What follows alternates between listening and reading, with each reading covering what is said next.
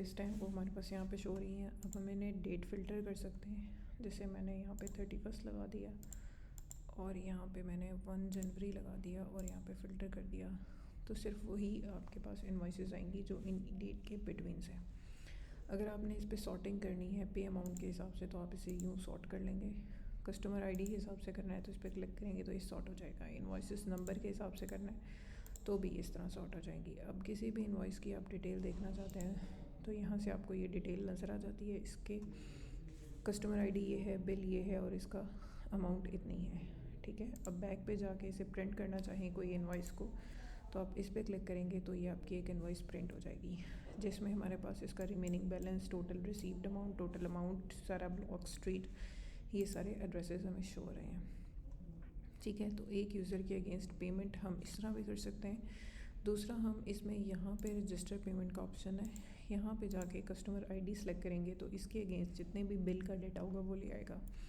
इसके यहाँ पे एरियर्स, इसके दिसंबर के बिल, इसके जनवरी के बिल। अब यहाँ पे आप जो अमाउंट दे के पे बिल करते हैं तो वो उसको पे कर देगा। पे करने के बाद हमारे पास जैसे ही हम पे बिल करते हैं वो आ रहा है कि आपकी जो टोटल चार्जेस हैं वो एक्सीड कर रहे हैं आपके अमाउंट से, तो ये हम पे नहीं कर सकते हैं। हम इसे ओके करके यहाँ पे अमाउंट देते हैं 2000 के बाद हमने क्या करना है कि हमने इसको पे कर देना है। जैसे ही हम पे करते हैं तो यहाँ पे हमारे पास इनवॉइस जनरेट हो जाती है और हम इस इनवॉइस को प्रिंट कर लेते हैं, ठीक है। उसके बाद ये हमने मतलब अगर किसी की एक बिल के अगेंस्ट पेमेंट करनी हो तो हम यहाँ पे इस बिल पे जाके कर सकते हैं। यहाँ पे जैसे हमने की थी अभी, यहाँ पे बिल, और अगर हमने पेंट करना हो तो यहाँ से करेंगे, पेमेंट यहाँ से करेंगे, व्यू जो है वो हम इस बिल को यहाँ से करेंगे। ये बिल की डिटेल्स आपके पास आ रही हैं। उसके बाद हमने मतलब ये देखना है कि इसका स्टेटस क्या है, तो यहाँ पे इसका स्टेटस नज़र आ रहा है।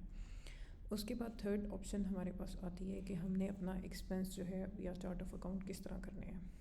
यहाँ पे हमारे पास एक्सपेंस की जितनी भी लिस्ट आ रही होगी, जब हम एक्सपेंस ऐड करेंगे, एम्प्लॉय का एक्सपेंस है तो एक एम्प्लॉय सेलेक्ट कर लेंगे, कॉलोनी का एक्सपेंस है तो कॉलोनी, यहाँ पे अपना चार्ट ऑफ अकाउंट, यहाँ पे प्राइस और यहाँ पे एक्सपेंस की डेट आ जाएगी।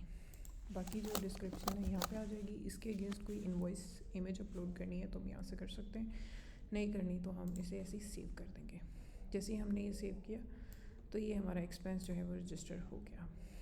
ये हमने सारा कुछ देख लिया है कि एक यूज़र कैसे क्रिएट होता है, उसके अगेंस्ट बिल कैसे बनता है, उसके अगेंस्ट पेमेंट, उसकी रिपोर्टिंग, उसका लेजर। अब हमने अगर कस्टमर लेजर देखना है तो उसके लिए हमारे पास ये लिस्ट है कस्टमर लेजर की। हम यहाँ से कोई भी कस्टमर आईडी जो है वो सिलेक्ट करेंगे तो इनके अगेंस्ट जो है हमारे पास सारा डेटा जो है वो आ जाता है। हम इसे प्रिंट PDF करेंगे तो वो उसकी PDF को प्रिंट कर देता है।